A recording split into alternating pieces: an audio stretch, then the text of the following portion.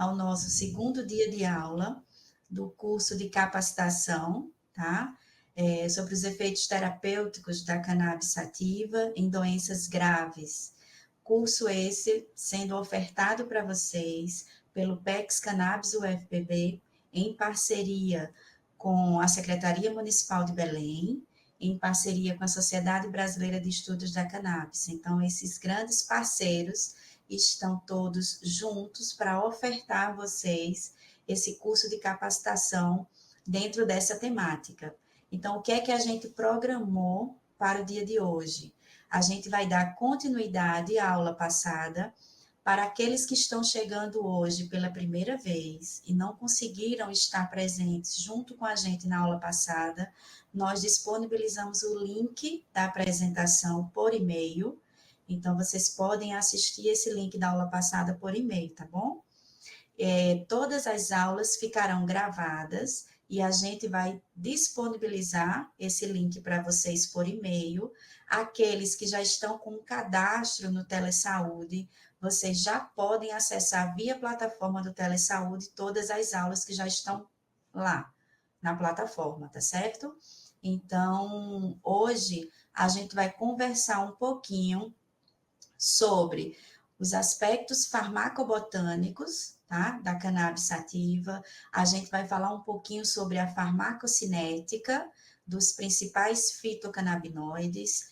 A gente vai falar quais são esses fitocannabinoides, qual é a importância desses fitocannabinoides no processo saúde e doença, como escolher o melhor subtipo de cannabis sativa, o melhor quimiotipo, né, melhor falando, para determinada doença. A gente vai ver na aula de hoje que não existe só um tipo de cannabis, existem várias, e isso está muito relacionado com a escolha certa da planta para o tratamento de determinadas doenças. Então, não é um tipo só para todas as doenças, não funciona dessa forma, tá bom? Então, hoje eu vou convidar os meus alunos extensionistas, eles vão conversar um pouquinho com vocês sobre tudo isso que a gente está discutindo agora na entrada da nossa segunda aula, e ao final a gente vai abrir para as perguntas. No momento da apresentação, se surgir alguma dúvida, fiquem bem à vontade para vocês digitarem essa dúvida. Cláudia não está me ouvindo? Vocês estão me escutando? Estamos sim. Ah, ok. Então, ao final, a gente vai abrir para dúvidas de todo mundo. Caso a dúvida surja no momento da apresentação, eu sugiro que vocês coloquem a dúvida no chat diretamente, ou no canto esquerdo da plataforma existe um íconezinho com a mãozinha levantada, que é perguntas. Vocês podem fazer também a pergunta nesse ícone, tá? Para que vocês não esqueçam.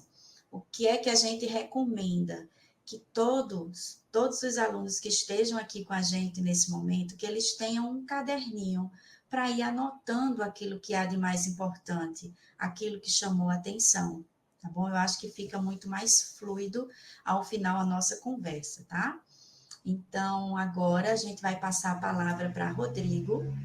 Rodrigo vai se apresentar, vai falar um pouquinho sobre os aspectos farmacobotânicos e, em seguida, vai entrar o nosso aluno Arlisson para falar sobre os aspectos farmacocinéticos.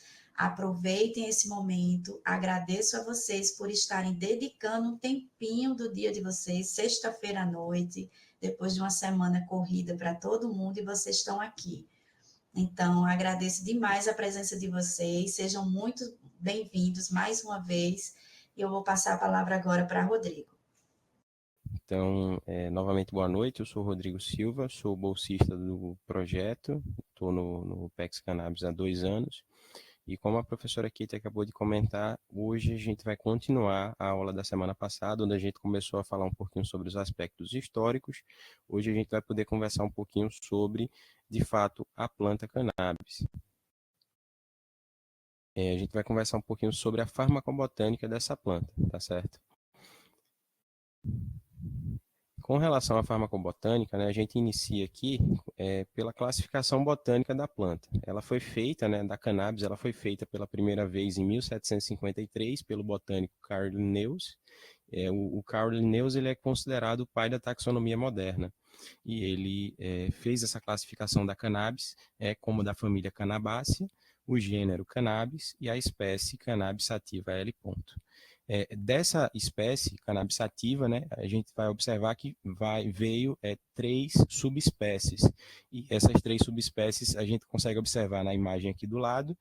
A gente tem a cannabis sativa, né, que ela vai alcançar até 5 metros. A gente vai ter uma diferença morfológica muito relacionada à forma das folhas, né, folhas que vão ter de 5 a 7 pontas. A gente também tem a índica, onde a gente consegue observar que as folhas, ao contrário da sativa, que são mais delgadas, a gente tem algumas folhas mais robustas, né? Folhas que podem vir de 3 a 4 pontas. E a gente também tem a cannabis sativa da subespécie ruderalis, que é um pouco menor, né? E ela também está presente, ela tem de 3 a 4 pontas no número de pontas nas suas folhas, né? A gente também tem outra classificação que a gente vai ter da cannabis, quando a gente tem alguns autores que chamam de hemp, né, ou o cânhamo, e a marihuana ou a maconha, como a gente conhece aqui no Brasil. Eles consideram o hemp subespécies que têm menos de 0,3% de THC, que a gente já sabe que é o tetrahidrocannabinol, que a gente vai conversar um pouquinho sobre ele no decorrer das nossas aulas. E a gente tem subespécies que têm mais de 0,3% de THC. Então, menos de 0,3 é o hemp ou cânhamo, mais de 0,3 ela é considerada marihuana ou a maconha, como é mais conhecida popularmente, tá certo? Essas subespécies, né, a sativa, a índica, a ruderalis, elas ainda vão passar por um processo de hibridização, que vão caracterizar mais de 2.500 quimiotipos dessa planta. Então, a gente vai conhecer diversas strains que estão presentes, que vai ser de fato o nome, que naquela última aula a gente conversou um pouquinho sobre a garotinha, né, a Annie Fisher, e a gente tem uma planta que ganhou o nome dela, né? Assim, um strain, e ela recebeu esse nome. E essas plantas, elas continuam, a gente continua vendo muitos cruzamentos entre diferentes espécies que vão formando novos quimiotipos. Então, a gente hoje tem mais de 2.500 desses quimiotipos, é uma variedade imensa dessa planta. Então, a cannabis não é uma só. A gente tem vários quimiotipos diferentes, e esses quimiotipos vão se diferenciar no número de canabinoides que vão estar presentes na planta e em toda a sua composição, tá certo? A cannabis ela é uma planta que é considerada dioica, então a gente tem a planta macho e a gente tem a planta fêmea.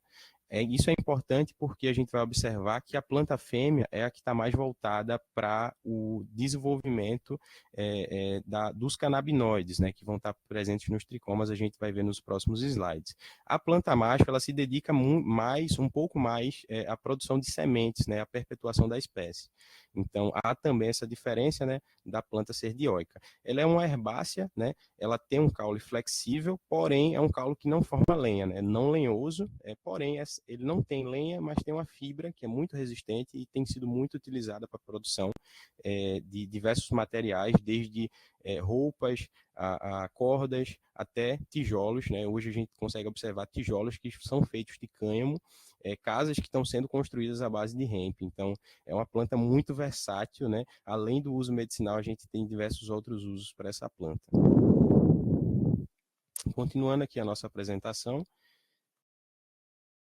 Não carregou o slide para mim. Agora deu certo. A gente consegue observar, né, como a gente conversou, uma planta dioica, então a gente tem a divisão da macho e da planta fêmea. E a gente consegue observar, deixa eu dar um pouquinho de zoom aqui, aqui a gente consegue observar uma planta fêmea, né, uma planta macho, desculpa, e aqui do lado direito uma planta fêmea. Na planta macho a gente consegue observar que a estrutura é mais voltada para a produção de semente, né, e para produção do pólen. O pólen, ele é um pozinho muito fino que ele vai viajar milhares de quilômetros até encontrar um órgão reprodutor feminino. Aqui a gente tem uma planta macho, aqui a gente tem uma planta fêmea. Na planta fêmea a gente vai observar que ela tem uma estrutura bem mais robusta, né? Aqui a gente consegue observar um pouquinho aqui embaixo que a gente vai ter, deixa eu ver se eu consigo desenhar para vocês, nessa região aqui, a gente vai ter 2 pistilos, né? Aqui é um órgão reprodutor da planta fêmea. Aqui embaixo a gente vai ter um cálix e aqui em cima a gente tem o pistilo, né? Os pistilos, eles são esses prolongamentos que eles vão sair a partir do cálix, né? Aqui a gente tem essa estrutura que parece uma bananinha, ela vai soltar um pólen, que é esse pozinho muito fino, ele vai viajar milhares de quilômetros até encontrar um pistilo, né, que são esses 2 aqui, que vão sair de dentro do cálix, então ele vai encontrar esse pistilo e ele vai se recolher, o pistilo ele vai se recolher para dentro do cálix e vai iniciar a produção de uma nova semente, possibilitando o perpetuamento dessa espécie, tá certo? Então, é importante a gente entender essa diferença da planta macho e da planta fêmea. Então, será que só existe um tipo de cannabis conhecido popularmente como maconha? A gente viu na apresentação que não. Nós temos mais de 2.500 quimiotipos e isso é muito importante porque está muito relacionado com a produção dos canabinoides, dos terpenos e dos flavonoides, que a gente vai conversar um pouco.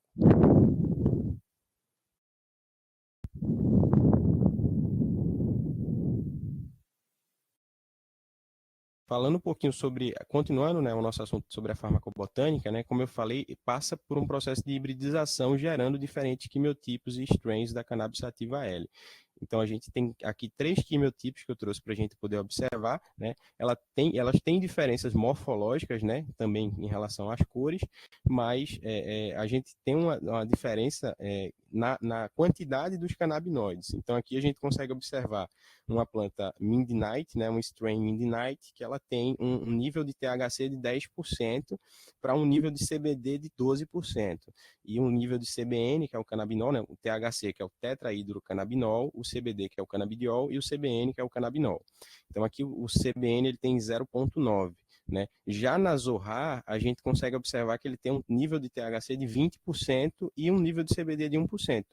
E para um nível de 0,9% de CBN. Então, a gente tem uma planta que já é 20:1, né? Ela tem muito mais THC do que CBD. E a partir da extração de um óleo, né, a partir dessa planta, de um óleo de full spectrum, a gente vai observar que o óleo ele também vai ter essas características, né, de 20:1, assim como a flor que a gente vai estar utilizando, né, a inflorescência. A gente também trouxe aqui a espécie mango, né, que é uma subespécie da sativa, que tem um nível de THC de 7%, de CBD de 7%, de CBN de 0,9%. A gente consegue observar que é uma planta 1:1. Então, a mesma quantidade que tem de THC, a gente vai ter de CBD presente nessa subespécie sativa, né, que é chamada de mango, né, o nome da strain.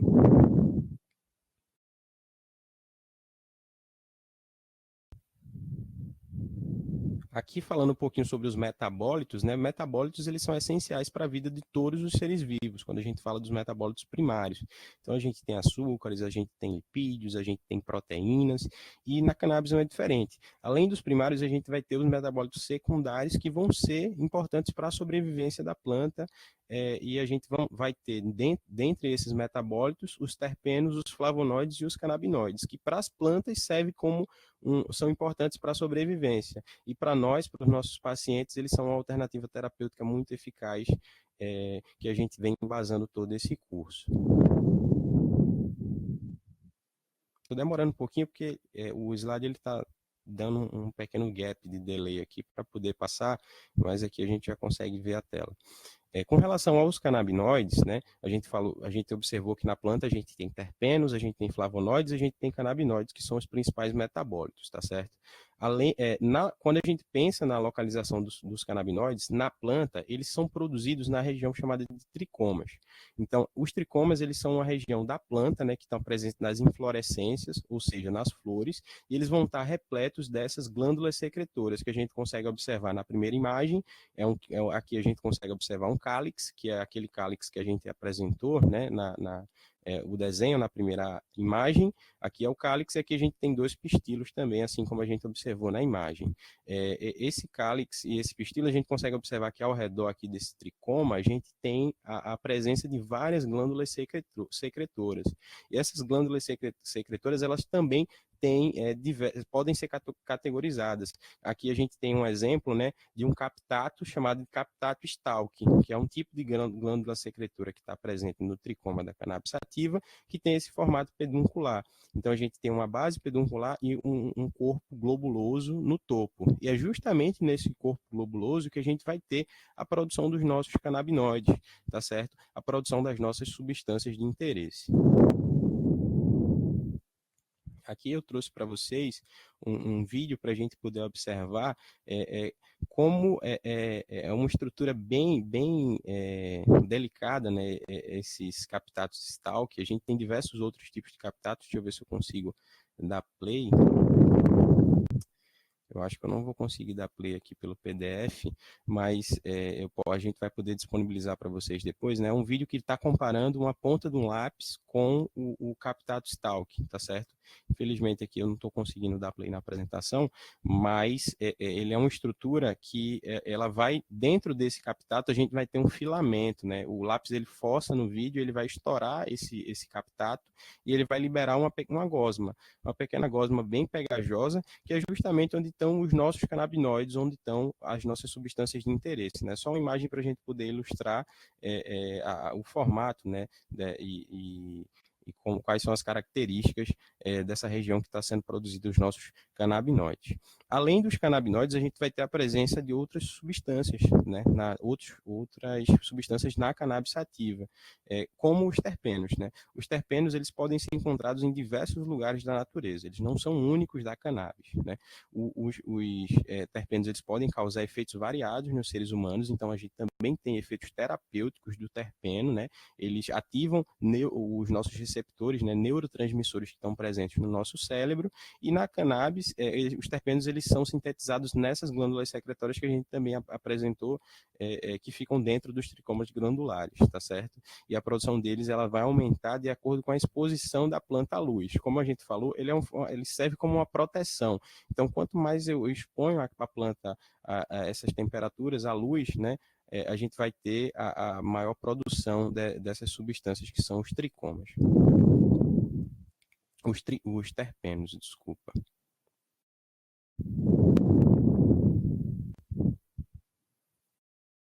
Continuando, além dos terpenos, a gente também tem os flavonoides, né? Os flavonoides, eles não são compostos exclusivos, assim como os terpenos da cannabis, mas eles estão presentes em outras espécies vegetais, assim como frutas, grãos, né? E são muito comuns no nosso cotidiano. Os flavonoides, eles vão dar a cor, né? O aroma e o sabor às espécies que as contêm, né? Assim como as espécies da cannabis. A gente vai observar que naquelas strains, né, que a gente apresentou, a gente tem diferentes tipos de strain. Então, a gente tem diferentes sabores, diferentes aromas que vão estar presentes em determinados tipos dessas strains, né? Os flavonoides na cannabis foram encontrados 20 tipos, né, desses compostos, que vão incluir a apigenina, a quercetina, o beta-cistosterol, a vitexina, a isovitexina, né? E em específico, a canaflavina A e canaflavina B, né, eu destaco porque eles só foram encontrados nas subespécies de cannabis. Mas os flavonoides, como um grupo no geral, eles vão estar presentes em diversas plantas, né, diversas plantas do reino vegetal. A gente consegue observar aqui, né, em grãos também, a gente consegue observar na beterraba, em cenoura, em frutas vermelhas, na laranja, no limão siciliano. Então, os flavonoides eles já estão presentes, né? E a gente já conhece muito bem também a questão do efeito terapêutico que eles também têm.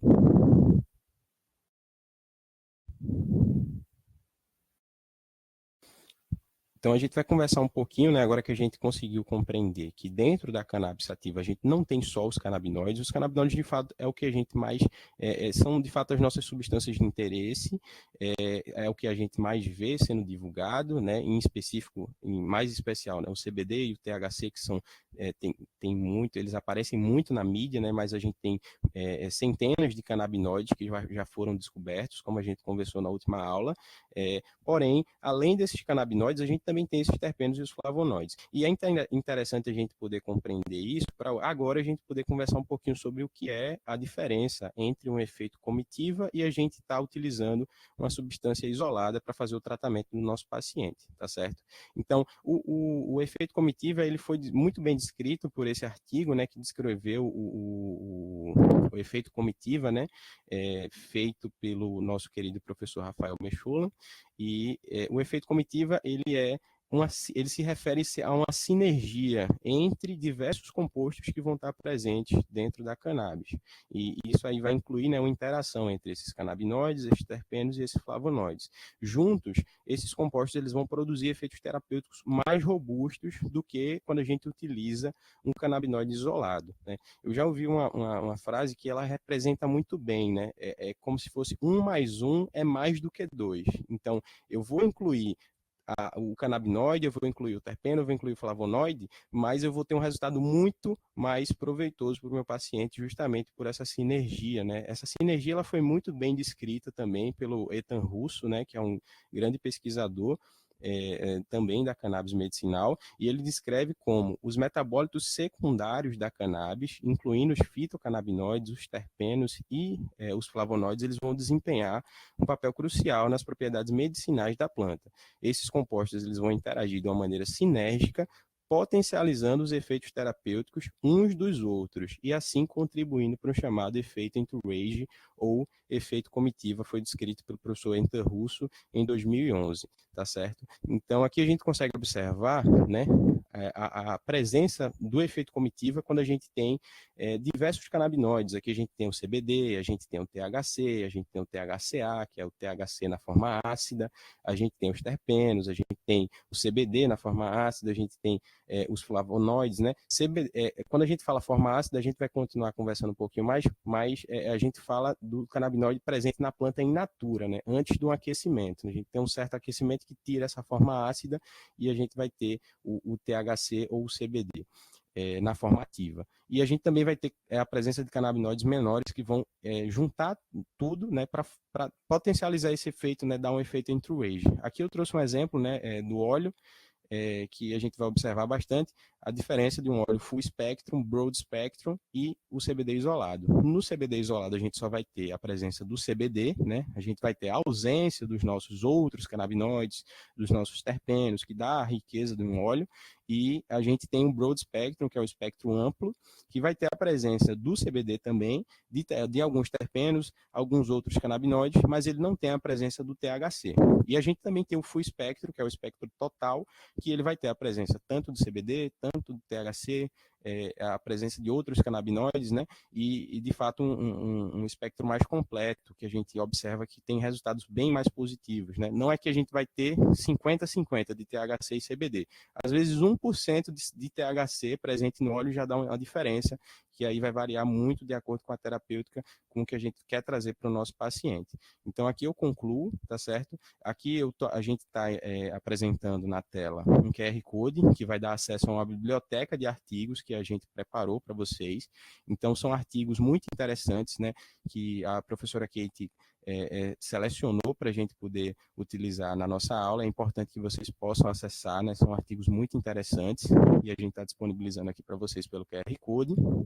Além desses artigos, a gente também tem a RDC, né, as duas RDCs da Anvisa, o Regimento da Diretoria Colegiada, o 660, e a RDC 327, que vão falar um pouquinho sobre as permissões legais, né, da Anvisa, as autorizações que a gente vai ter, tanto para a questão da prescrição, quanto para a compra, né, a importação desses medicamentos e também para a produção. Então, são alguns documentos interessantes que a gente disponibiliza para vocês. A gente vai passar aqui o slide, mas se alguém tiver alguma dificuldade para conseguir acessar essa biblioteca, pode enviar uma mensagem aqui pelo chat, que a gente vai conseguir liberar para vocês pelo link também, tá certo? Eu passo a palavra para a Karen, que vai continuar a nossa apresentação. Para o Arlisson, desculpa. Boa noite, gente. Primeiramente, me chamo Arlisson. É uma honra estar aqui hoje ajudando essa capacitação com vocês. Respire um pouco, que agora a gente vai começar a falar sobre os parâmetros farmacocinéticos dos fitocannabinoides. Bem, primeiramente, para a gente entender os parâmetros farmacocinéticos, a gente tem que entender o que são esses fitocannabinoides. Então, como o Rodrigo acabou de falar, e dando uma resumida, eles são compostos químicos sintetizados por plantas que têm a capacidade de interagir com o sistema endocannabinoide.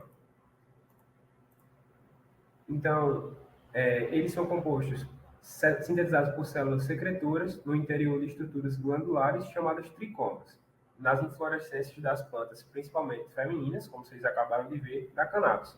E existem mais de 500 fitocannabinoides diferentes identificados na cannabis.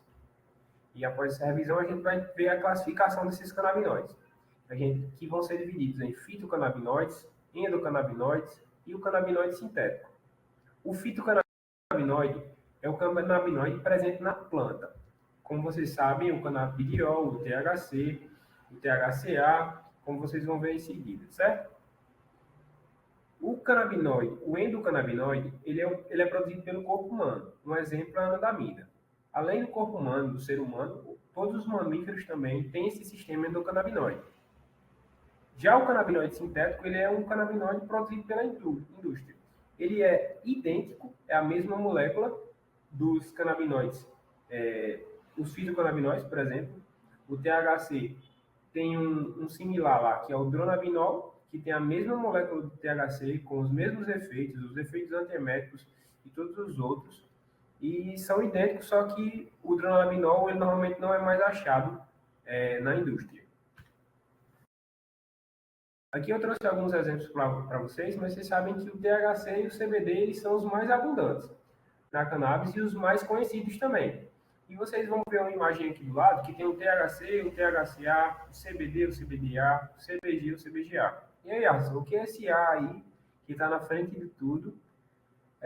Então, como o Rodrigo falou, na planta in natura, eu vou achar esses compostos, esses fitocannabinoides, na forma ácida, que é a forma carboxilada. Aqui vocês podem ver que está marcado em vermelho uma carbonila com hidroxila, que é o ácido carboxílico, como a gente conhece.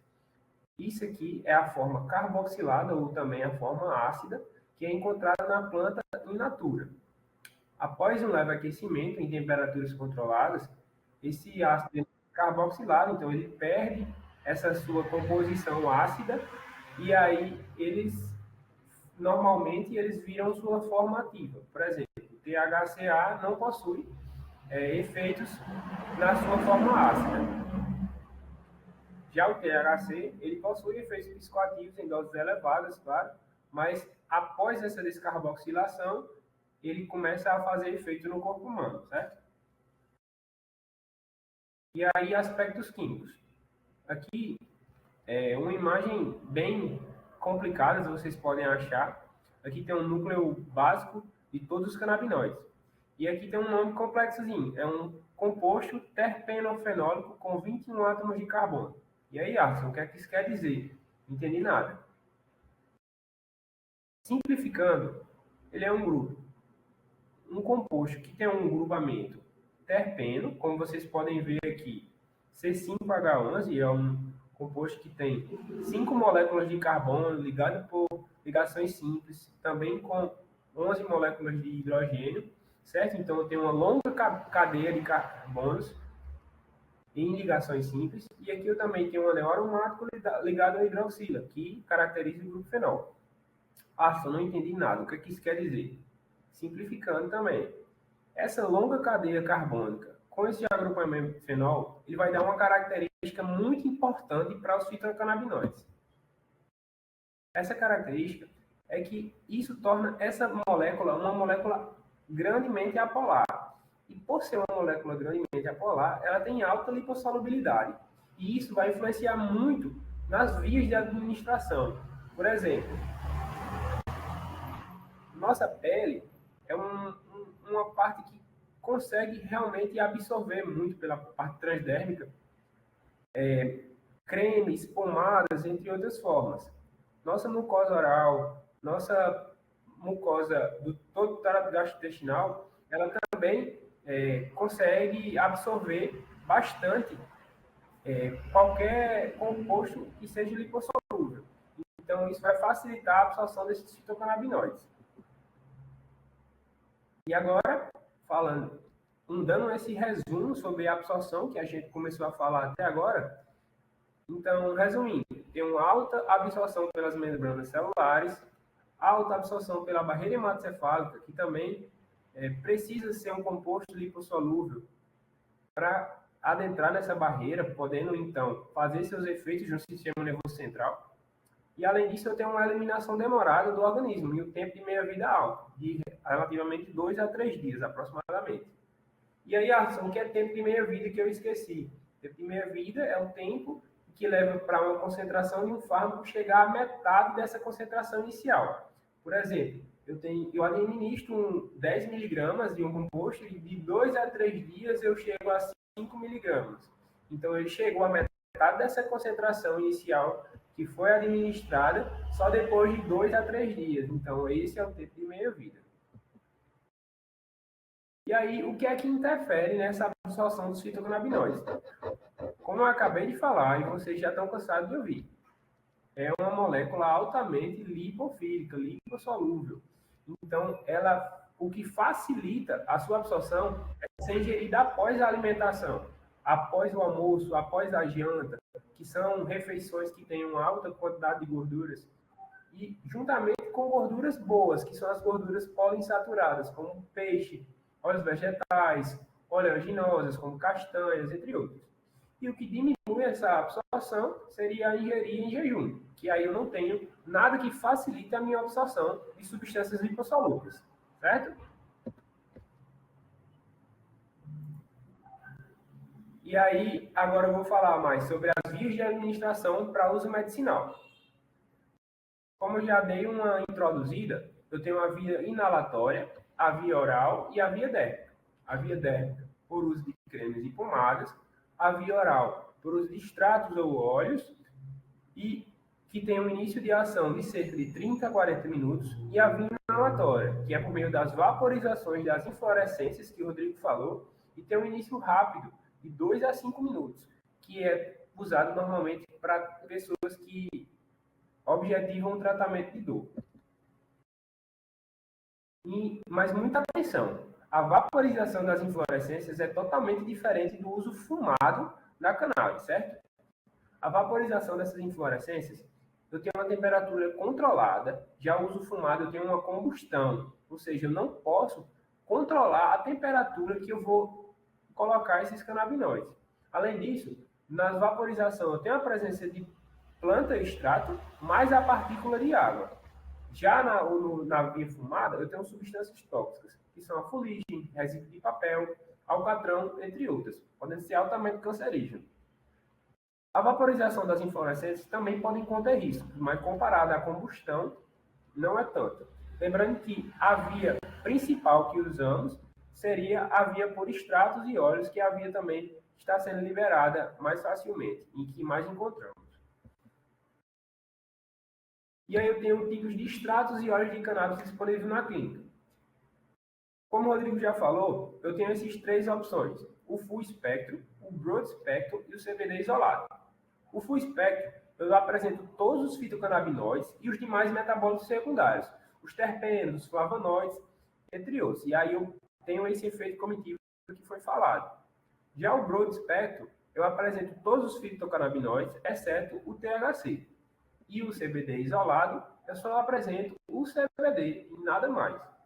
E aí, Alisson, qual é o melhor? Então, o CBD isolado é o melhor, ou o full spectrum é o melhor? Não, não necessariamente.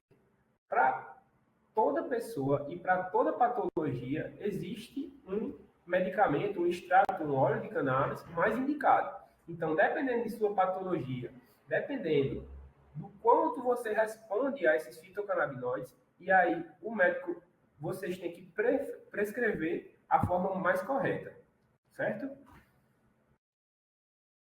Agora que eu falei bastante sobre a absorção, eu vou falar um pouco sobre a distribuição desses fitocannabinoides.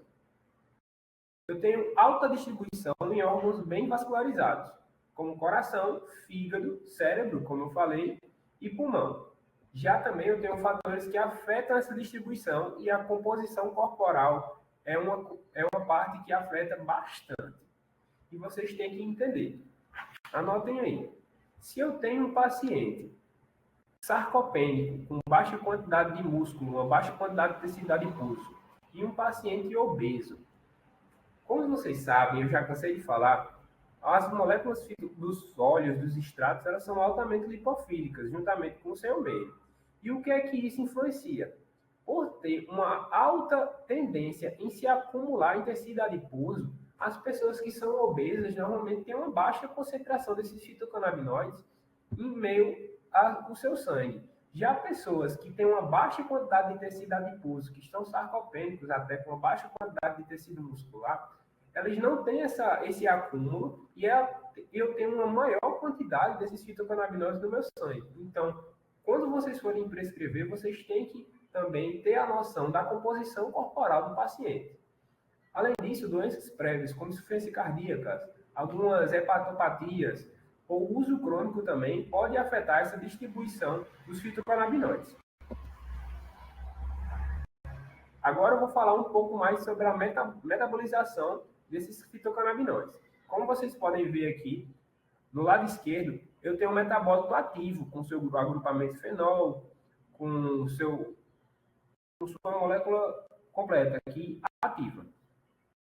E aqui eu tenho na seta, em cima da seta, o citocromo P450, que é um agrupamento enzimático que vai transformar, metabolizar dentro dos hepatócitos do fígado, esse metabólito ativo em um metabólito ainda mais potente do THC, que seria o 11-hidroxi-THC, que tem de 3 a 7 vezes uma maior potência do THC. E aí, também, esse mesmo citocromo P450, ele pode também transformar um metabólito ativo e mais potente, que é o 11-hidroxi-THC, em um metabólito inativo, que é o THCA, como vocês viram desde o início. Então, o citocromo, ele pode tanto ativar mais ainda, quando eles podem carboxilar essas moléculas de THC, certo? E aí, para que isso é importante?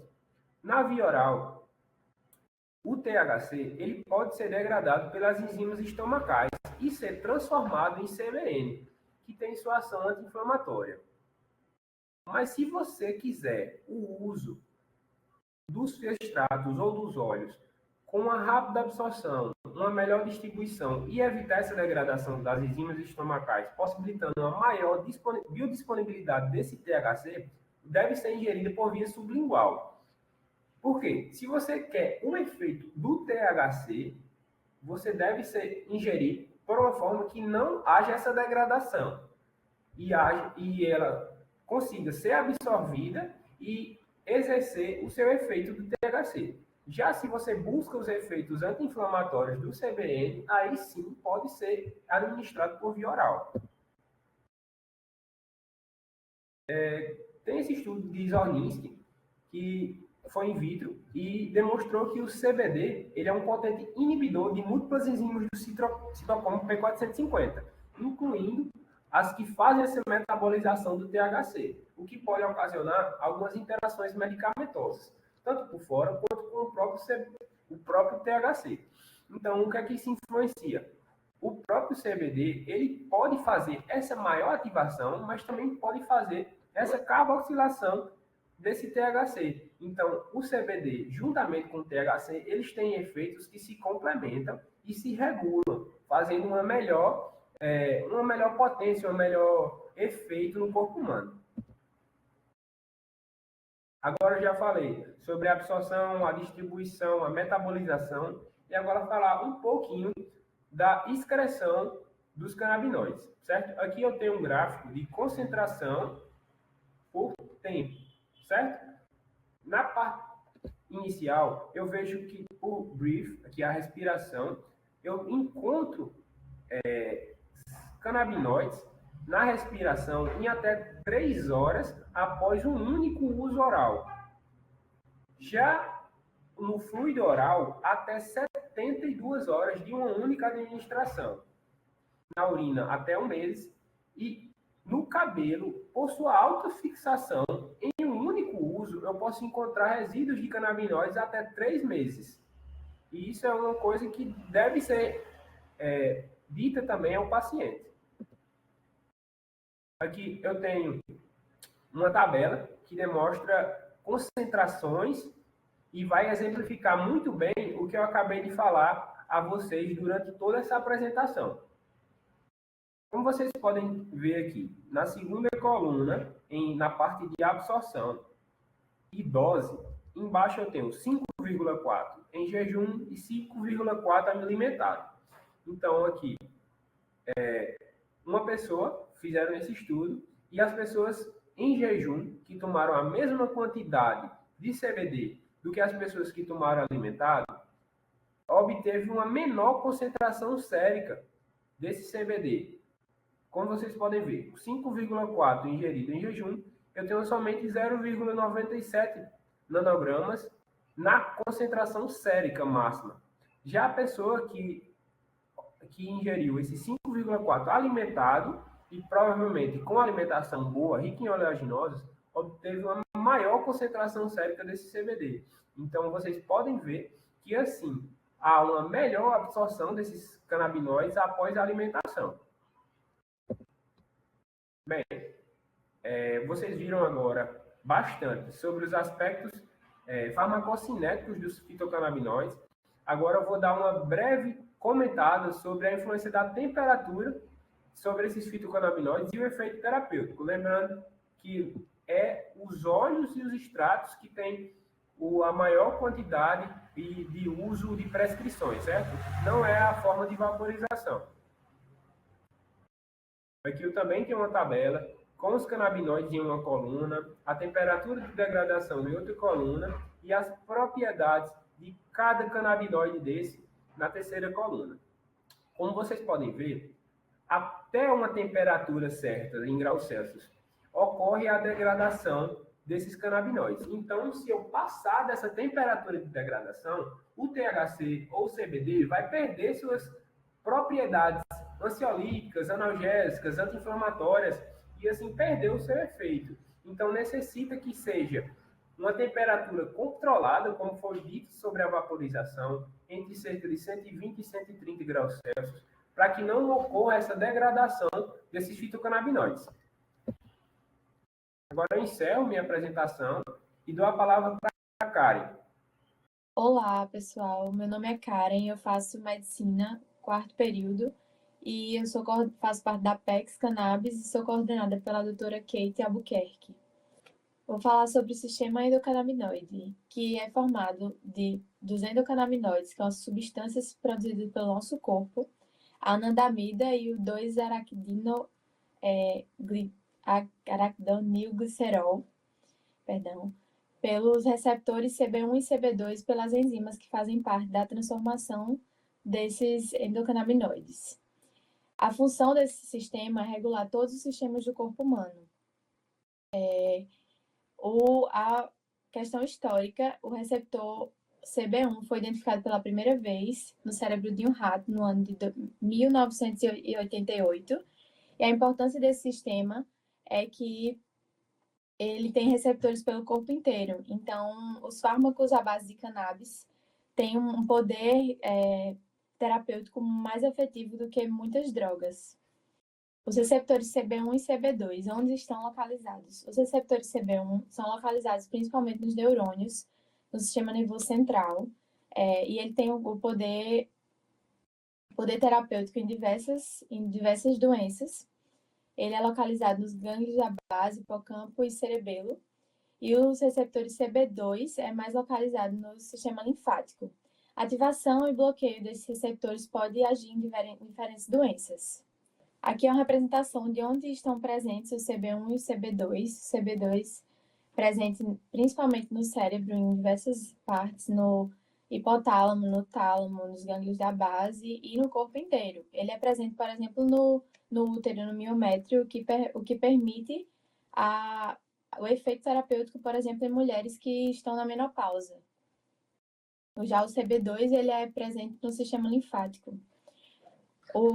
As doenças que podem ser tratadas pela ativação, a regulação desses receptores. Pode passar a slide.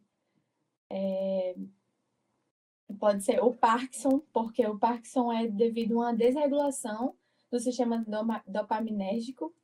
Então, como a função do sistema endocannabinoide é regular, a desregulação do sistema dopaminérgico, por exemplo, pode ser tratada com fármacos à base de cannabis, que regula essa via e contribui para o alívio dos sintomas, que é no caso do centro do movimento.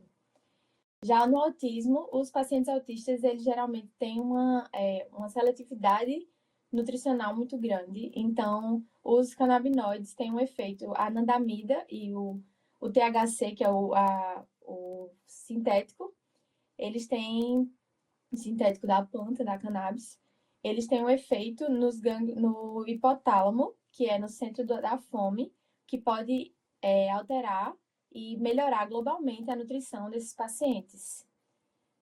Já na quimioterapia, os pacientes que fazem quimioterapia geralmente têm muitos efeitos colaterais, o que pode prejudicar a adesão ao tratamento. Na quimioterapia, ele pode atuar no centro da êmese, porque o vômito é um efeito colateral muito presente e ele pode atrapalhar na adesão. Então, os fármacos à base de cannabis sativa podem alterar e melhorar esse efeito colateral, podendo aliviar o sintoma. Dentre outras diversas doenças de origem neurológica, que os fármacos à base de cannabis podem tratar, porque o receptor CB1 está principalmente no sistema nervoso central. Agora eu vou falar sobre a síntese dos endocannabinoides. Eles não são neurotransmissores comuns, eles são neurotransmissores produzidos sob demanda, porque eles não ficam acumulados. Eles são produzidos apenas quando tem uma desregulação. Eles são também neurotransmissores retrógrados, eles são formados pelo neurônio pós-sináptico para regular o neurônio pré-sináptico.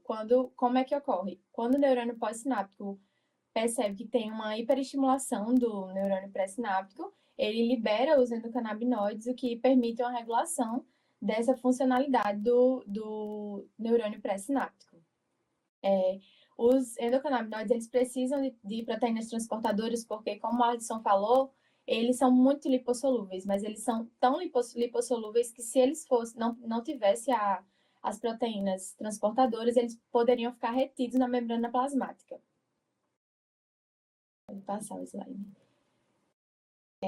Aqui é uma representação de como acontece. Ele interage com o receptor CB1 e aí ele diminui a produção de AMP cíclico e fecha os canais de cálcio, que diminui a quantidade de cálcio dentro da célula e diminui a excitação dessa célula, causando a regulação do sistema.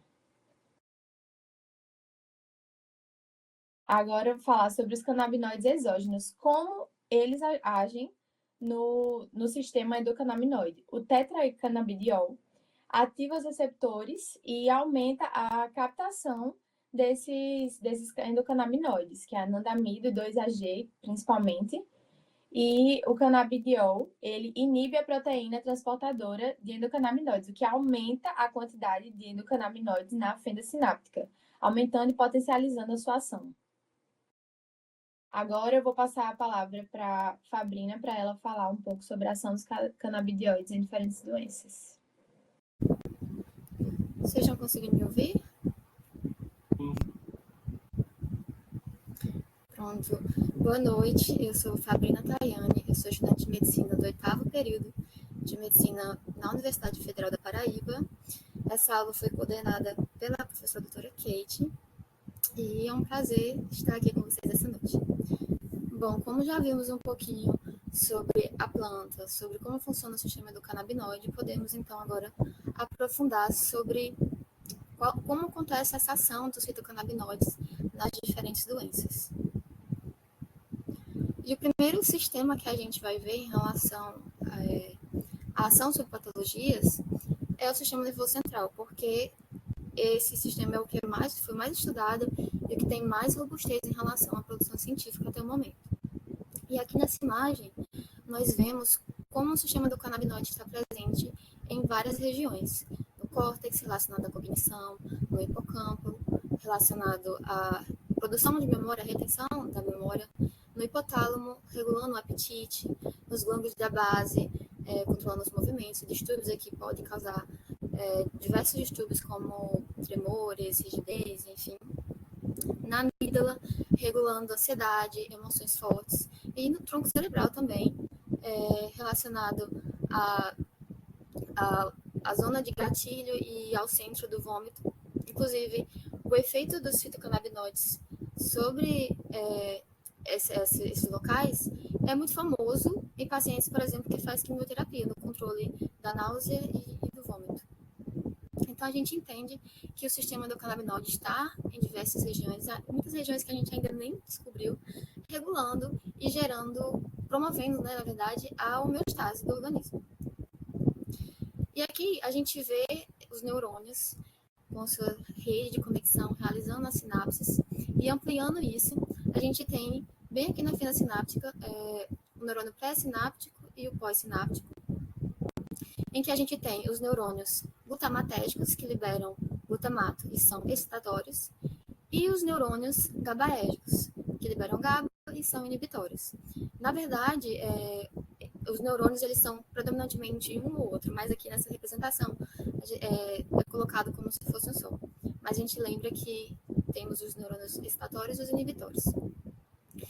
E nessa região aqui, onde está ocorrendo a sinapse, pode acontecer algum desequilíbrio, e quem vai regular, quem vai frear, por exemplo, uma hiperestimulação, é o sistema endocannabinoide. Isso para que a gente tenha essa homeostase, esse equilíbrio entre o processo excitatório e o processo inibitório. E quando acontece alguma desordem, por exemplo, como na epilepsia, e o sistema endocannabinoide e os outros sistemas inibitórios não conseguem controlar, a gente pode usar os fitocannabinoides. A gente vê aqui novamente nessa imagem, como o CBD, ele tem esse efeito em várias vias, em vários receptores, inibindo a liberação do glutamato na fenda sináptica. E esse mecanismo é o mecanismo-chave para a ação anticonvulsiva do CBD, que é muito usado na epilepsia. E é por isso que a epilepsia é uma das doenças mais estudadas até o momento, que tem mais evidência científica. A epilepsia é uma síndrome neurológica caracterizada por uma predisposição para gerar crises convulsivas sem uma justificativa metabólica ou febril. A primeira evidência do efeito sobre a epilepsia é lá do século XIX, por um irlandês chamado William O'Shaughnessy, e ele fez tinturas com a fluorescência da cannabis medicinal e usou em pacientes com epilepsia, e observou esse efeito terapêutico. Desde então, foram estudados por muitos outros autores, muitos outros pesquisadores. Tem relatos de casos, estudos observacionais, ensaios clínicos, o próprio estudo do brasileiro Elisaldo Carlini, que fez ensaios clínicos com pacientes com epilepsia refratária. E o que se sabe hoje é que sim, tem o CBD, principalmente, possui um efeito de redução na frequência de crises em até 50% dos pacientes com epilepsia refratária. E isso como uma terapia adjuvante, junto com a terapia convencional. Outro efeito dos fitocannabinoides, que é muito interessante para diversas doenças que afetam o sistema nervoso central, é a sua ação contra a neuroinflamação. Essa imagem aqui parece ser muito complexa, né? Tem muito desenho aqui, muita informação, mas o que ela quer passar é como tanto o THC como o CBD possuem ação em várias vias, todas essas setinhas vermelhas aqui são vias inibitórias sobre processos e cascatas inflamatórias, reduzindo a neuroinflamação, aqui reduzindo a produção de espécies reativas, agindo sobre vias inflamatórias em quinases, fator de transcrição nuclear, que vai gerar ativação de citocinas inflamatórias. Então, eles agem sobre vários mecanismos. Além disso, o THC tem um efeito sobre uma proteína chamada beta-amiloide, que quando ela é acumulada e forma placas nesses neurônios, vai causar também uma neuroinflamação e gerar apoptose. Isso é muito interessante para o Alzheimer. O Alzheimer é um transtorno neurodegenerativo em que ocorre uma deterioração cognitiva e da memória a partir de um processo neuroinflamatório por causa dessa proteína chamada beta-amiloide. Então, acontece o acúmulo, formam-se placas e depois acontece um processo inflamatório nos neurônios colinérgicos e, posteriormente, a sua morte. E isso leva a uma disfunção do sistema nervoso central, de forma que os pacientes eles passam a perder funções cognitivas até o ponto de perder funções básicas, como movimento, fala, respirar. E sabe-se hoje que os fitocannabinoides, com destaque novamente para o CBD e o THC, possuem efeitos sobre o Alzheimer. Existem muitos estudos pré-clínicos e clínicos. Um pré-clínico que se destacou na literatura é esse publicado pela revista Nature, em que os autores fizeram um estudo com camundongos com uma disfunção cognitiva de 12 meses e trataram esses camundongos com THC, e após o tratamento eles recuperaram sua função hipocampal, de modo que eles estavam com uma função semelhante aos camundongos de 2 meses que nunca receberam nenhum tipo de tratamento, nenhum tipo de composto como cannabis. Então, a gente vê que o CBD age contra a resposta neuroinflamatória, favorece a neurogênese, além de ter um potencial de retardar e prevenir o desenvolvimento de déficits cognitivos. E junto com o THC, tem um efeito contra o estresse oxidativo, contra a inflamação. E eu destaco aqui que não só o CBD e o THC possuem esse efeito.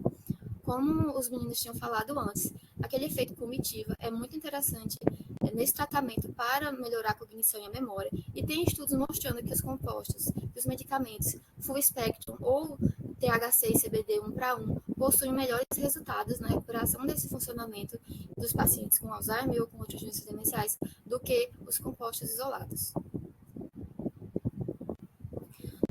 Outra doença que pode se beneficiar muito com o uso de fitocannabinoides são as doenças relacionadas aos transtornos do humor, como a ansiedade e a depressão. Inicialmente havia muita contradição e críticas sobre o uso esses transtornos, essas doenças, porque o THC, famoso pelo efeito do barato na maconha fumada, ele poderia causar ansiedade ou piorar a cognição. Contudo, a partir do momento que aprofundou o estudo sobre isso, entendeu-se em relação à dose individual de cada paciente, em doses baixas, observou-se efeitos positivos. Até porque os receptores canabinoides estão ali presentes em regiões como a região límbica, o córtex pré-frontal, onde tem circuitos que regulam o humor, o comportamento, a cognição. Então, a ansiedade e a depressão podem ser muito beneficiadas com o uso de fitocannabinoides. Agora, falando no transtorno do espectro autista, também é uma condição clínica que foi alvo de muitos estudos e observa-se um efeito muito interessante. O transtorno do espectro autista, na verdade, é uma série de condições que se relacionam a um comprometimento da comunicação e da interação social. Então, os pacientes têm comportamentos disfuncionais e, em quadros graves, até comportamentos agressivos, tanto autoagressivos como heteroagressivos.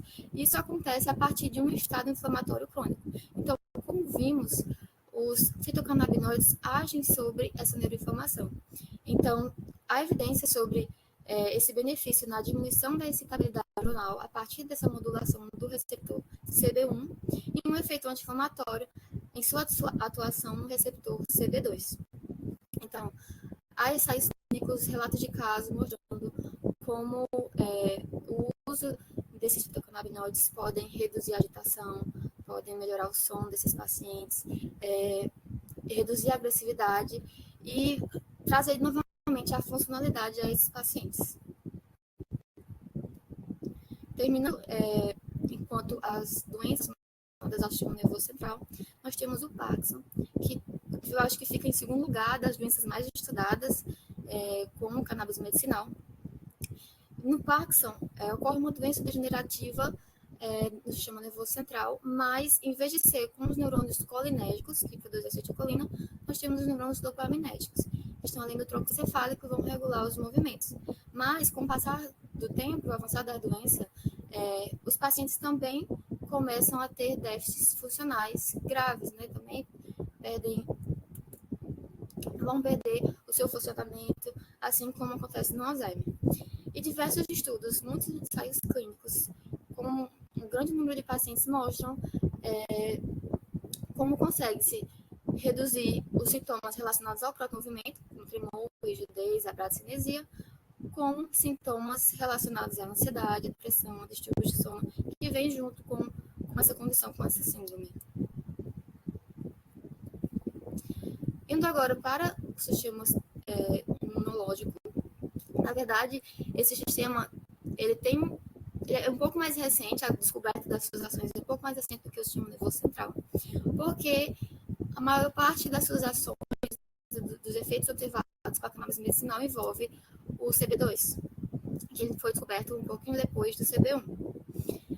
E o que se sabe é que tanto o THC como o CBD e também os outros fitocannabinoides, mas principalmente esses dois, eles têm um efeito inflamatório espetacular, porque eles agem sobre diversas vias. Eles estão presentes, os canabinoides estão presentes, os canabinoides estão presentes em diversas regiões do corpo, no sistema linfático. Então, o THC e o CBD conseguem reagir com eles, interagir com eles e com outros receptores, inibindo citocinas inflamatórias, inibindo fatores de transcrição, inibindo enzimas pró-inflamatórias, quinases também que ativam cascatas inflamatórias. Então, como vocês vão ver um pouquinho mais para frente, eles têm um potencial anti-inflamatório espetacular. Falando especificamente agora do CBD, usando como exemplo a artrite, aqui a gente tem um joelho inflamado, e nesse joelho vamos ter células imunes, certo? Como o macrófago. E o macrófago, ele vai produzir citocinas inflamatórias a partir de um fator de transcrição, que é o fator nuclear kappa-B, e esse fator vai dizer, olha, a gente precisa inflamar isso aqui, manda seus soldadinhos aí para produzir dor, para produzir inflamação, e o canabidiol, que é o CBD, vai agir aqui e inibir esse fator. Então, se ele inibe o fator, o cara que vai ativar as citocinas inflamatórias, vai mandar elas serem produzidas, a gente reduz a inflamação, e reduzindo a inflamação, a gente reduz a dor. E o CBD ele não só age sobre isso, ele também age em outros receptores. Vocês veem nessa imagem aqui, tanto com o CB2, como com outros canais iônicos, inibindo citocinas inflamatórias, fatores tumorais, para reduzir a inflamação, tanto na forma periférica, em locais periféricos, como no sistema nervoso central, na neuroinflamação. Já o THC também vai ter essa ação similar do CBD, mas ele tem uma coisinha a mais. Ele age nas terminações nervosas. Lá nas terminações nervosas, nos receptores que temos na periferia, ele vai ativar o CB2 e vai causar uma inibição da via que vai levar à formação de citocinas como a braticnina, a histamina, que transmite a informação para as terminações nervosas que temos dor ali. Então, se ele inibe, ele bloqueia essa via da tradução da dor, tem um efeito analgésico muito potente. De fato, o THC possui um efeito 20 vezes mais potente que a aspirina, por exemplo, e 2 vezes mais potente que a hidrocortisona como um analgésico. Isso reflete numa ação mais rápida, enquanto que um analgésico comum demoraria 1 hora para funcionar, o THC consegue ter um efeito inalatório de 3-5 minutos e oral de 10-15 minutos. Então, isso é muito espetacular, é muito impressionante como ele tem um efeito analgésico e anti-inflamatório bem efetivo, e a gente vê isso nos estudos, a gente consegue observar em diversos estudos clínicos. Então, entendendo como esses canabinoides podem agir no sistema imune, regulando a inflamação, diminuindo a transmissão da dor, nós podemos pensar nos potenciais terapêuticos em diversas doenças, na artrose, artrite reumatoide, em doenças dermatológicas, principalmente aquelas inflamatórias crônicas de difícil controle, doenças inflamatórias do trato gastrointestinal e na própria dor crônica. E agora, depois que entendemos tudo isso, né, um monte de informação, eu queria mostrar para vocês esse gráfico, que é um gráfico chamado a curva do invertido, é característico dos fitocannabinoides. E ele é um gráfico de dose e efeito. E o que ele está mostrando para a gente? Como os fitocannabinoides agem de modo um pouco diferente das drogas padrão. Aqui, nós vemos que temos uma dose ideal para um efeito máximo. O efeito máximo esse é aquele que o paciente consegue ter um melhor resultado na terapia que ele está fazendo, sem ter nenhum efeito adverso, sem ter algum tipo de rejeição que o incomode. Então, a gente tem uma dose ideal para um efeito máximo. E a gente observa que se a gente começar com uma dose muito alta, a gente não vai conseguir esse efeito ótimo.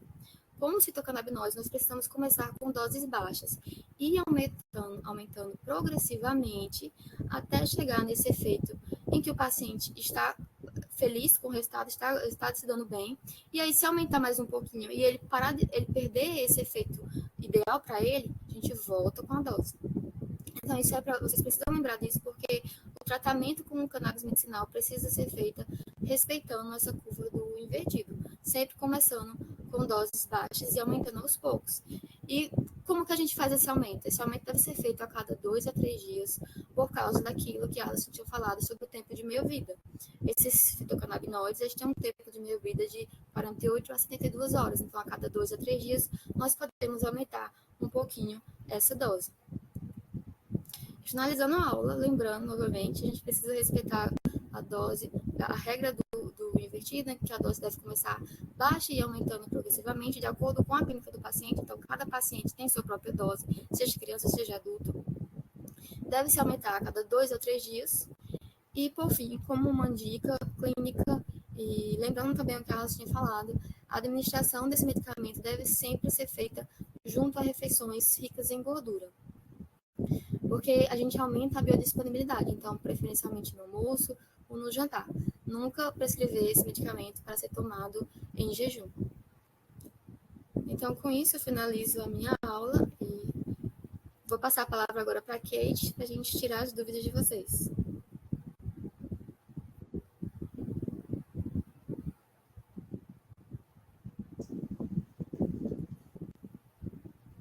Ok, obrigada, Tayane. Obrigada, Karen, Arlisson, Rodrigo. Então, hoje a gente fez uma explanação, eu vou fazer um breve resumão do que a gente viu. Anotei aqui alguns pontos que eu não poderia deixar passar, tá? Para a gente conversar com mais detalhe sobre o que os meninos falaram para vocês. Então, hoje nós tivemos uma aula ministrada a todos pelos meus alunos da medicina, o Rodrigo, que é o meu aluno da odontologia, meu aluno bolsista. Então, sobre o que foi falado hoje, é super importante que vocês tenham em mente, começando pelos aspectos farmacobotânicos, que existem mais de 2.500 quimiotipos de cannabis diferentes. Então, a cannabis de hoje não é a mesma cannabis que há milênios se usava, muitos anos atrás era usada. Não. Por que que não? Porque hoje as pessoas estão fazendo muitas alterações genéticas, muitos aprimoramentos genéticos nos quimiotipos de cannabis. E esses aprimoramentos genéticos, eles resultam, gente, em quimiotipos com teores de fitocannabinoides diferentes. Então, a primeira importância clínica dentro de uma prescrição, dentro de um tratamento com medicamento à base de cannabis a gente precisa escolher o quimiotipo mais adequado para aquilo que eu quero tratar, tá? Então, Kate, como é que a gente vai saber qual é o quimiotipo mais adequado? Então, diante do que foi abordado aqui, a gente tem muitas doenças que respondem bem ao tetrahidrocannabinol, o THC, muitas doenças que respondem bem ao canabidiol, o CBD, muitas doenças que respondem bem a outros tipos de fitocannabinoide, tá? Então, primeira coisa, identificar qual é a doença, diagnosticar de forma correta, saber qual é o fitocannabinoide mais adequado. Então, quando a gente está falando, por exemplo, para dor crônica, aí a gente pensa inicialmente fibromialgia. Então, essa dor crônica, pacientes com Alzheimer, onde Tayane explicou muito bem que a gente tem um processo neuroinflamatório, e esse processo neuroinflamatório pode repercutir em várias doenças neurológicas, tá? Como Alzheimer, Parkinson, o próprio transtorno do espectro autista. Então, a gente tendo esse processo inflamatório neurológico, que pode resultar em diferentes doenças. A gente tem um benefício, por exemplo, do THC para o caso do Alzheimer, para o caso do Parkinson. Então, o THC, lembrando, não é em qualquer dose, gente. Além de escolher o fitocannabinoide, eu preciso entender qual é a dose mais adequada.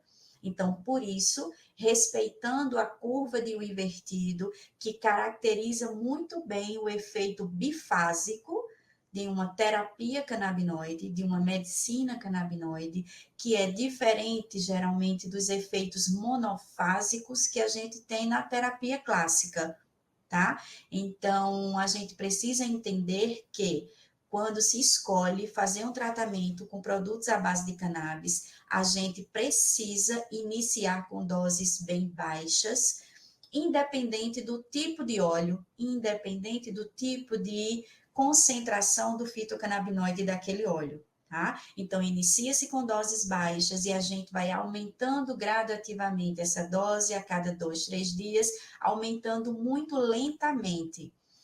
Uma coisa que é peculiar ao tratamento com fitocannabinoides é que o tratamento ele é muito individualizado. Por isso que a gente precisa acompanhar de perto nossos pacientes. Não existe uma dose fixa, padrão, para tratamento, como a gente está acostumado com a farmacologia clássica, né? Com cannabis é diferente. A gente precisa ir fazendo esse doseamento, essa titulação da dose de forma bem gradativa e recebendo esse retorno do paciente para a gente chegar à dose ótima para ele, tá? Então, essa dose ótima para um adulto é totalmente diferente de uma dose ótima para uma criança ou para um idoso. E mesmo dentro das categorias, essa dose pode variar, mesmo dentro de adultos, de crianças. Então, não existe uma dose para criança, uma dose para adulto e uma dose para idoso. Não. Todo mundo vai começar obedecendo o efeito bifásico, começando por doses pequenas e indo aumentando gradativamente. Isso é um ponto importante dentro desse processo de tratamento com fitocannabinoides nas mais diferentes doenças, tá? Lembrando que quando a gente está falando ainda de processo inflamatório neurológico, falando agora do transtorno do espectro autista, estudos vêm mostrando que em pacientes que apresentam esse distúrbio, esse transtorno, esses pacientes podem apresentar uma concentração de endocannabinoide do tipo anandamida baixa. Então, como é que os fitocannabinoides podem ajudar? Nesse caso do transtorno do espectro autista, qual é o fitocannabinoide que está sendo muito interessante no tratamento desse transtorno? É o canabidiol, tá? Kate, é o canabidiol isolado? Não. É um óleo full espectro rico nesse canabinoide, o canabidiol. Contendo, claro, que outros fitocannabinoides também na formulação. Tá bom? Então, lembrando que para o transtorno do espectro autista, a gente tem um benefício muito interessante de óleos full espectro contendo canabidiol como fitocannabinoide majoritário dentro desse óleo. Falando um pouquinho voltando a falar sobre a dor crônica. A dor crônica é uma sintomatologia que ela responde muito bem ao THC. Mas há pacientes que não toleram muito bem o THC.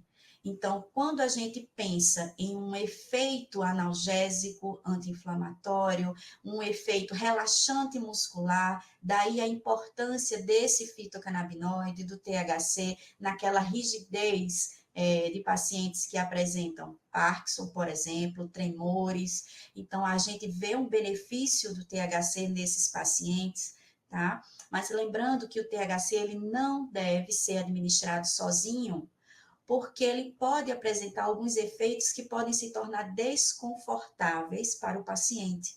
Então, dentro de um óleo full espectro de escolha, rico em THC, a gente pode pensar na presença do canabidiol, modulando esses efeitos colaterais que o THC pode vir a gerar em determinados pacientes. Então, a gente utiliza o benefício do THC e modula o efeito colateral dele através da ação do canabidiol, tá?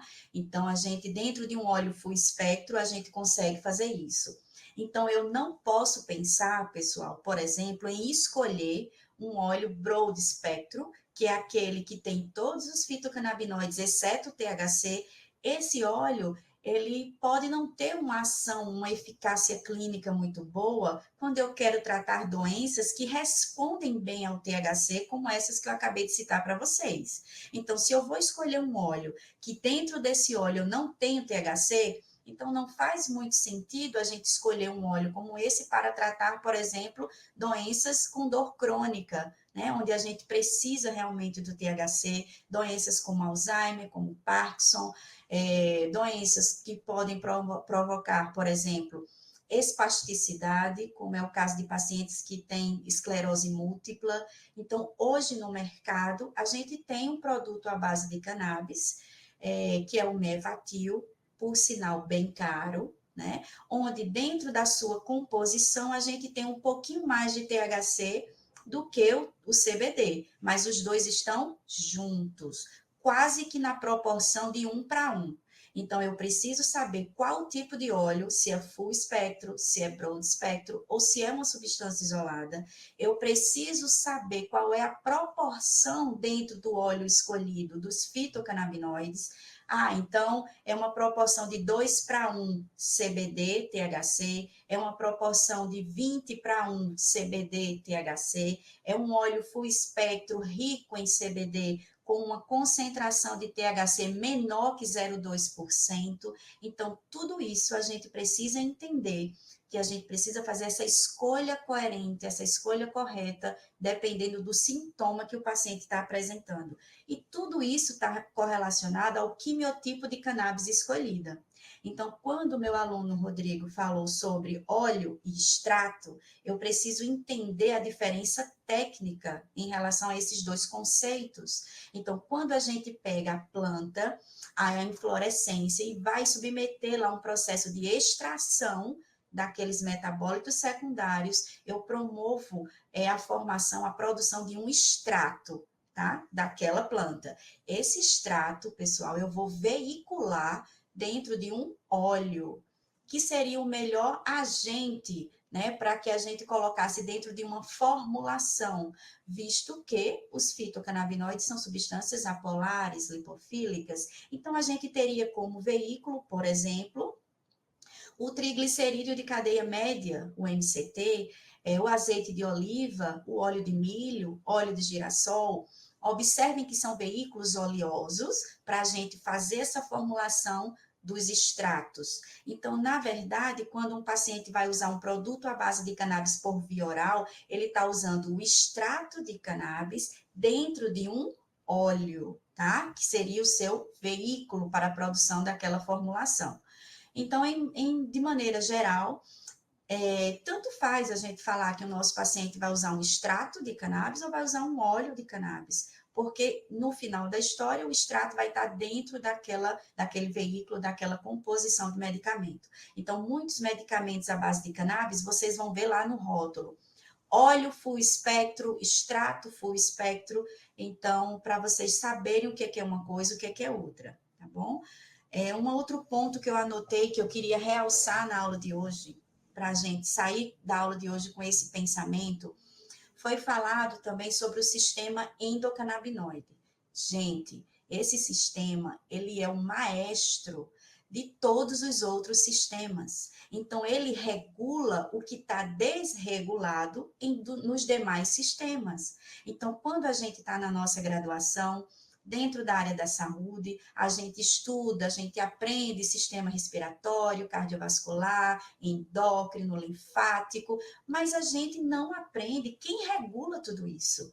Então, a gente tem que saber que o sistema endocannabinoide, ele é um sistema que orquestra, que regula todos esses sistemas, daí uma gama diversa de doenças que podem ser tratadas com os fitocannabinoides, que vão modular a ação do sistema endocannabinoide do nosso corpo, tá? Então, essa é a principal ação desses fitocannabinoides, modular esse sistema endocannabinoide, que serve, por sua vez, para regular todos esses sistemas. Só relembrando, o sistema endocannabinoide, ele é formado primeiro, pelos neurotransmissores, que não são neurotransmissores clássicos, são neurotransmissores, como a nossa aluna falou, obtidos por demanda. Nós temos diversos endocannabinoides, tá, gente? Os dois principais são a anandamida e o 2-arachidonilglicerol, o 2-AG. Esses dois são os principais em termos de quantidade. não existem só eles. Nós temos outros endocannabinoides que participam desse contexto. Então, o sistema é formado pelos endocannabinoides, esses que eu falei para vocês, pelos receptores canabinoides, principalmente o CB1 e o CB2.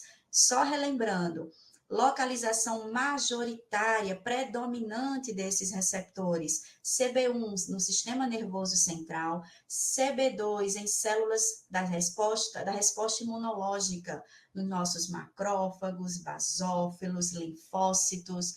Kate, eles estão só aí? Não, gente, eles estão no nosso corpo inteiro, mas a localização majoritária ou predominante são essas que eu falei para vocês, tá? E para a gente fechar a conclusão do nosso SEC, ele também é formado pelas enzimas, tanto de síntese dos endocannabinoides, quanto enzimas de degradação dos endocannabinoides. Então, em algumas doenças, a gente observa uma baixa de concentração desses endocannabinoides, como é o caso, por exemplo, do autismo, onde já foi verificado uma queda na concentração de anandamida. Aí, como o CBD pode ajudar? Um dos mecanismos de ação bem interessante do canabidiol, do CBD, é que o canabidiol, ele consegue inibir, olha que coisa interessante, ele inibe enzimas de degradação dos endocannabinoides, aumentando sua oferta.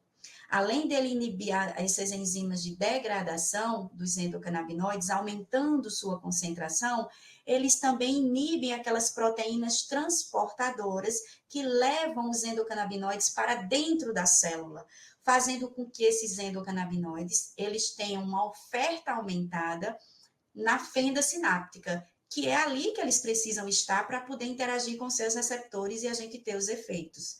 Então, existem muitos achados clínicos, muitas ações desses fitocannabinoides, regulando, modulando o SEC, tá? Para que ele consiga orquestrar de maneira eficiente aquele sistema que está em desequilíbrio, tá? Causando a doença. Então, só para a gente fechar, falando da composição dos óleos, da importância dos fitocannabinoides, de escolher o fitocannabinoide certo, a dose certa, a planta certa. Observem, vocês estão vendo com a gente que um tratamento à base de cannabis não é um tratamento como a gente está acostumado com esses medicamentos alopáticos, não. Onde você tem uma dose e aquela dose é utilizada para tratamento daquela doença. Com fitocannabinoide não é assim, gente.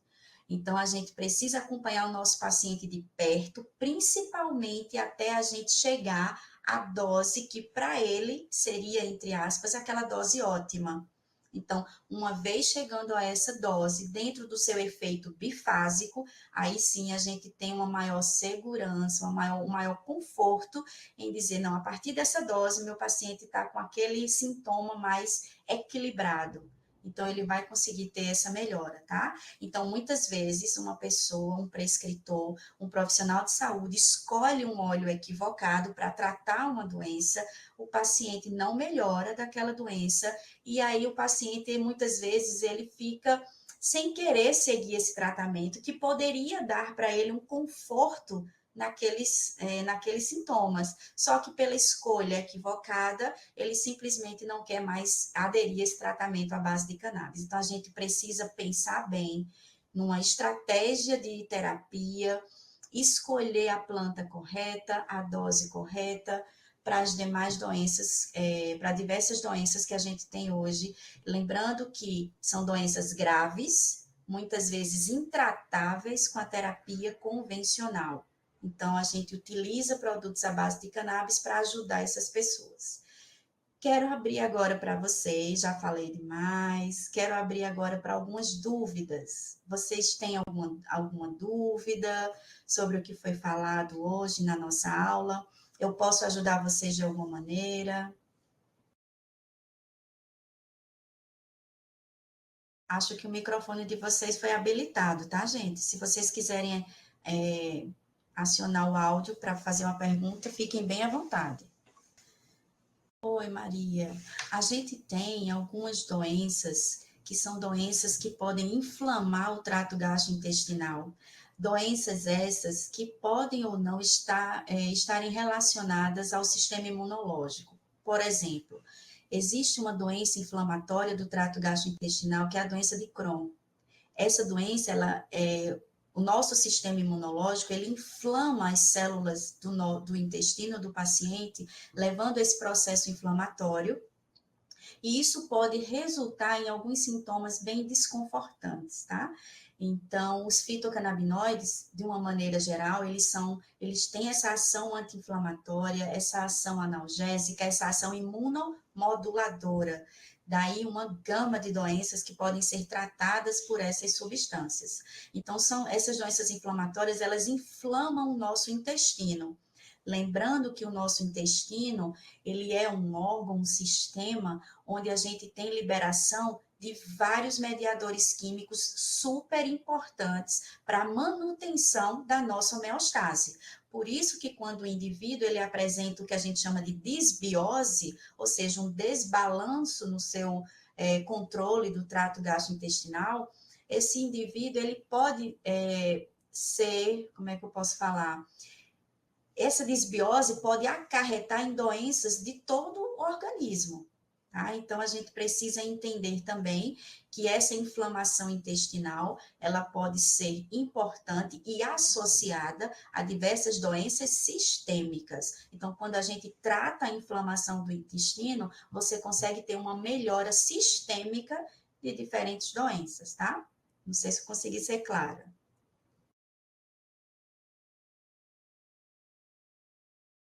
Ok, vamos lá. Como é que funciona isso? Como é que a gente faz esse tratamento, essa terapia de desmame? Então, chega um paciente para a gente tomando fazendo o seu tratamento com os medicamentos clássicos. Esse paciente não tem melhora, então ele vai iniciar uma terapia com fitocannabinoide.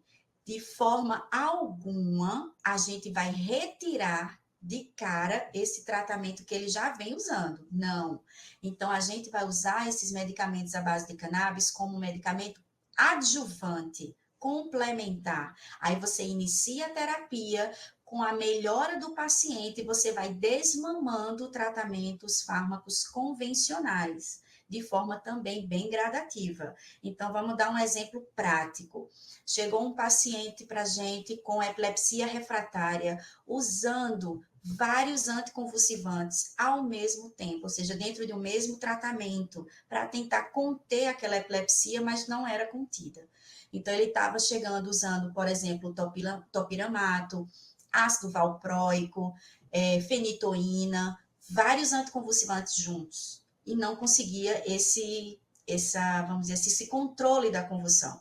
Aí ele quis iniciar uma terapia com fitocannabinoide. Primeiro fitocannabinoide que eu vou pensar para convulsão, para epilepsia refratária, é o CBD, é o canabidiol. Então, eu vou pensar em um óleo full espectro, rico em canabidiol. A gente inicia o tratamento com uma dose bem baixinha, tá? E você vai aumentando gradativamente a cada 2, 3 dias, obedecendo a farmacocinética, o tempo de meia-vida.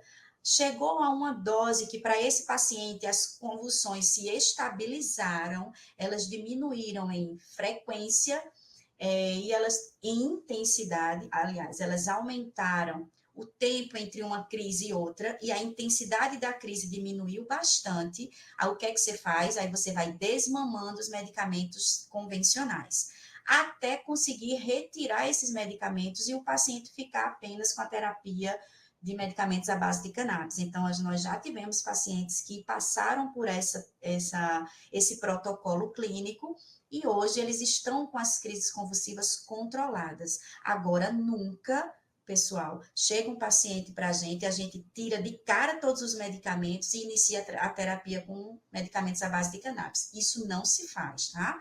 Então, a gente só desmama depois da gente conseguir uma obtenção, uma melhora do quadro clínico dele. Aí é que você começa a desmamar os demais. Vamos lá, Júlia. Em caso de erro de administração e o paciente acabar exercendo a dose que seria adequada, excedendo a dose que seria adequada para ele, existe algum risco? Excelente pergunta. Não. Quer dizer, qual seria o risco? Ele ter um desconforto, ele voltar a piorar. Ele estava indo bem, estava melhorando dos sintomas. Aí você ficou aumentando a dose e passou daquela dose, entre aspas, ótima. Aí os sintomas que ele tinha melhorado começaram a voltar. Ou então ele começou a sentir alguns desconfortos. Por exemplo, problemas de trato gastrointestinal. Ele começou a ter um quadro de constipação, um quadro de diarreia, um quadro que está bem associado a alguns efeitos colaterais dos fitocannabinoides, e esses efeitos estão trazendo desconforto para o paciente. Aí o que é que você faz? Você volta para a dose anterior. É super importante, gente, vocês saberem que quando a gente está falando de fitocannabinoide, principalmente o THC, há pessoas que podem ter uma hipersensibilidade. Então, essa hipersensibilidade ao THC, a gente precisa ter um pouquinho de cautela. Existem pessoas que estão dentro de um grupo de risco, tá? Não é qualquer pessoa que vai chegar para a gente e a gente vai de cara prescrever um óleo full espectro, rico em THC, rico em CBD. Não é assim. A gente precisa avaliar a farmacogenética desse indivíduo, o histórico familiar. Então, algumas pessoas que estão dentro de um grupo de risco, eu preciso ter mais cautela, tá bom? Então, diante disso, a gente pensa logo assim, Kate, mas passando da dose ótima, excedendo a dose ótima, existe algum risco que pode chegar a promover, por exemplo, levar esse paciente a óbito? Como é o caso, por exemplo, de alguns analgésicos opioides, que quando a gente aumenta muito a dose, a gente pode deprimir o centro respiratório e o paciente tem uma parada respiratória, né? Com fitocannabinoide, não. Esse risco a gente não tem. O risco que a gente pode enxergar seria esse desconforto, que fazendo esse ajuste de dose, o paciente melhora e fica tudo tranquilo. Não existe, gente, até hoje, relato de nenhum óbito de pacientes ou de pessoas que usaram fitocannabinoides e chegaram a uma dose capaz de promover o óbito desse paciente. Não existe relato na literatura em relação a isso, não. Então, a gente vai falar sobre a toxicidade na próxima aula, e eu vou trazer dados para vocês, mostrando o índice terapêutico, mostrando falando um pouquinho sobre a toxicidade, mas eu já antecipo, vocês podem ficar bem tranquilos, que em relação à toxicidade, em relação a um caso extremo, que seria o óbito de um paciente, não existe relato na literatura com isso. Mas é claro que a gente precisa ter cautela, principalmente para os grupos de risco, tá? Deixa eu ver aqui. Anasmeire, então. Isso, Anasmeire, você associa. Depois que o paciente melhora, que ele começa a apresentar os primeiros sintomas de melhora clínica, é que você vai desmamando os outros, tá bom? Já vou antecipando para vocês. Pacientes com epilepsia refratária, que eles utilizam benzodiazepínicos, é muito complicado esse desmame, tá? Dos benzodiazepínicos, mas a gente consegue, só precisa ter paciência, porque realmente é um desmame bem complexo. Os pacientes, eles estão bem tomando fitocannabinoide, você vai desmamando os anticonvulsivantes, aí eles podem ter uma leve piora, aí você ajusta isso, aumenta um pouquinho a dose do fitocannabinoide, vai desmamando o convencional, até se chegar a um protocolo clínico individualizado para aquele paciente.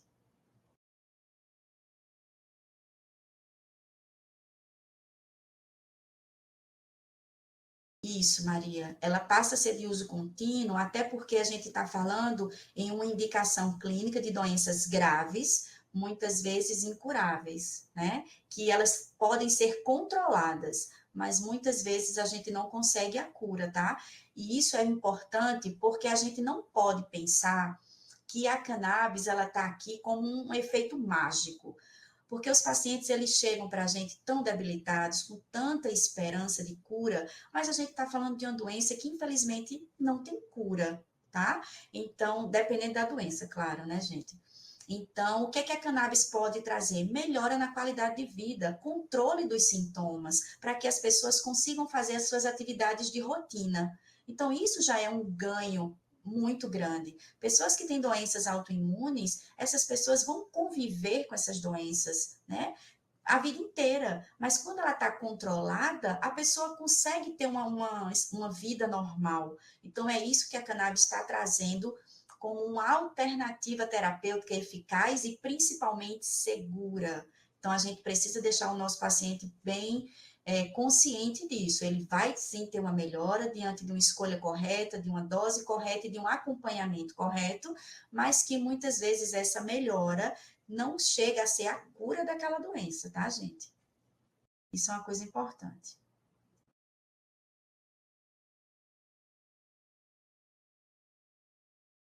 Ah, que pena, Júlia, que a sua internet deu problema. Mas vamos fazer o seguinte: esses slides eu vou compartilhar com vocês, tá bom? Porque já fica como material de estudo. Eu vou passar esses slides via e-mail para todo mundo que fez a inscrição e colocou lá o e-mail. O link, quem entrou pela plataforma do Telesaúde, essa aula vai ficar disponível, gravada lá. Então, vocês podem assistir mais de uma vez, em qualquer momento. Tá certo? Quem não entrou pela plataforma, entrou pelo link, a gente também vai disponibilizar essa aula gravada para todo mundo, inclusive com os materiais. Aí vocês aproveitam para ler aquele QR Code que foi passado no início, tá certo? Para vocês terem acesso à biblioteca. Super importante o que eu vou falar agora.